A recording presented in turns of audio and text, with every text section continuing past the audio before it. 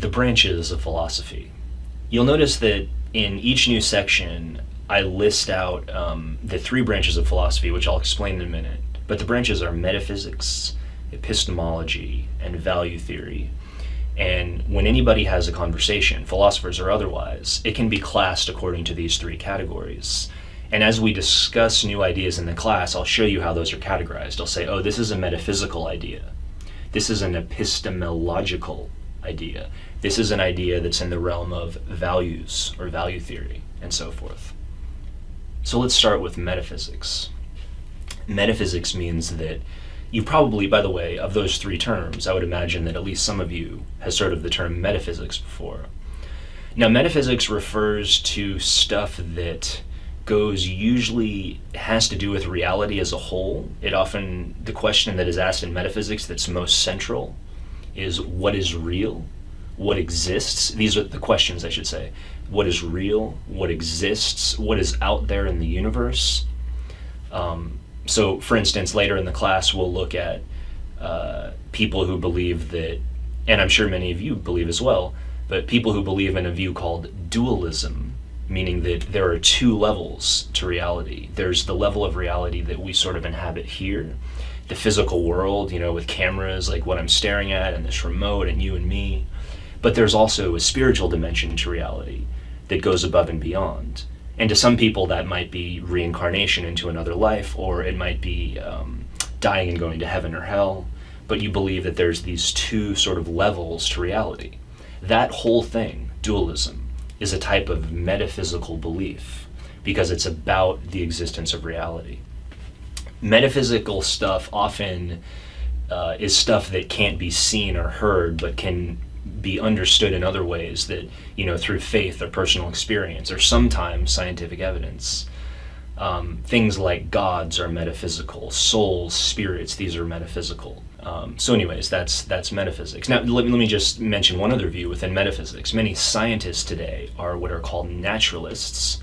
Aristotle, who we'll talk about later, was the first naturalist, somebody who believes that the whole world, the whole universe, is all made up of the natural world. So they reject dualism. They say there is no soul, there isn't this other stuff, it's all here in one. That too is a metaphysical view of reality, that there is only the natural world versus the belief that there are two levels to reality. So anyways, that's metaphysics. Epistemology means theory of knowledge.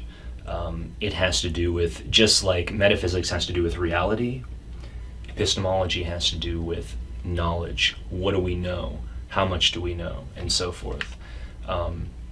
So anytime you talk about learning, all the criticisms you probably have of higher education and school in general, those are all criticisms that are epistemological.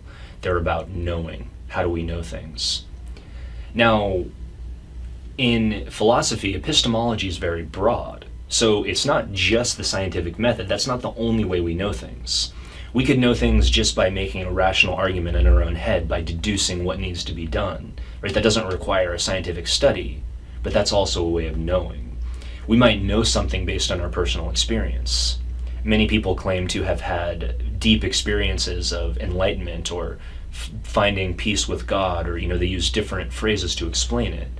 But they usually use their experiences as a type of knowledge. Well, I know that enlightenment is real because I had this experience where I was enlightened, somebody might say. Knowledge could also be faith. Right? There are some people who say, well, yeah, I don't know that God exists in the way that a scientist might know of his or her experiments, but, this person argues, I still know God exists because I have faith. So that's another way of knowing. So epistemology is about knowledge, about knowing stuff. How does knowledge work? The last branch of philosophy is probably the easiest to understand, even though it can also get complicated, and that is values. Anything that basically has an opinion in it is more or less what value theory is about, right? Anything that has a clear opinion. And the way I think about it is it's the should part of philosophy. It's the should and should not part, because it tells us what should or should not be the case. Should we have a socialist economy? Should we have capitalism? No, we shouldn't. Yes, we should. Should this painting be considered art? Right? That's another branch of Values is art. What do we consider art? What's beautiful? What's not? Or should it not? Now, ethics, of course, is a big part of values. Are values just relative to the culture? Right? I'm sure many of you believe that.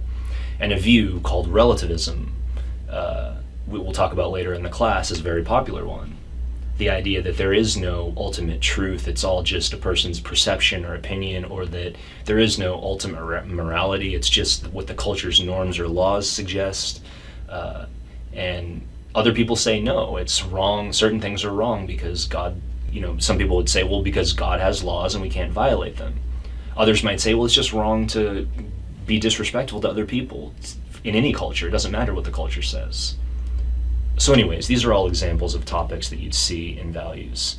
Now let me just give you one last all-encompassing example of these three. So let's just take a religion. Right? How does a religion fall down in this category? Well, what's the metaphysical part? Let's just take Christianity and Islam, which are both, as we'll talk about later, monotheistic religions, believing in a single God. What's the metaphysical part of a monotheistic religion? God is one, right? God is a metaphysical being. The fact that usually it's some form of dualism, that there's a heaven and a hell and also a physical plane. Spirits, ghosts, that's usually part of it. Maybe not ghosts as much as spirits or a Holy Spirit type thing. That's all the metaphysical part. The epistemology part is, well, how do we know God? And Christians will say, well, you know him through the Bible, through faith, through personal experience. But a Muslim would say, well, you know him through the Quran, the Muslim holy book, and personal experience, and so forth. So the epistemology is, how do we know God? Right? How do we know these things? The metaphysics is, what actually exists? Is there a God? And the values are, this is how you please God. This is what you should do. So the Ten Commandments, right, and the equivalents in Islam, there are many parts of the Quran that guide Muslims in terms of how they should behave. Right? So that's an example of, if we're just talking about a religion, of how it can be categorized into those three domains.